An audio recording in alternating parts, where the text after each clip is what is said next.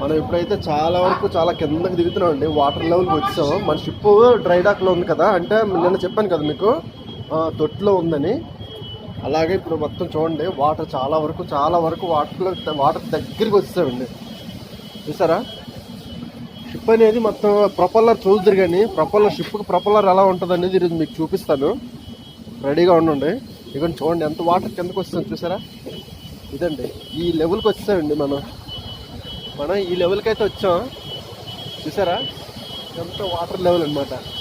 ఇక మన షిప్ అనేది ప్రజెంట్ చూసారా, అదండి మన షిప్ అనేది చూడండి. ఒక ల్యాండ్ మీద ఉంది కదండి షిప్ అంతా కూడా ఇలా ఉంటుందండి. ప్రొపల్లర్ చూడండి అది ఎంత ఉందో. దాని దగ్గర మనుషులు వర్క్ చేస్తున్నారు చూసారా ఎలా ఉంది ప్రొపల్లర్.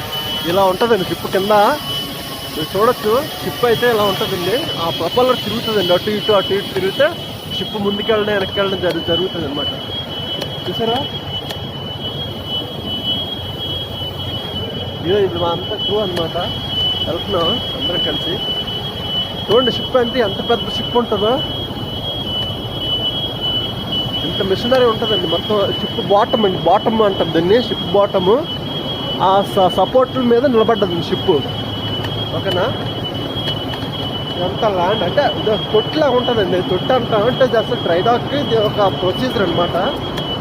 మొత్తం షిప్ అంతా ఒక దీని మీద లేపేసి చూడండి బాటము కనిపిస్తుంది కదా, ఇదండి.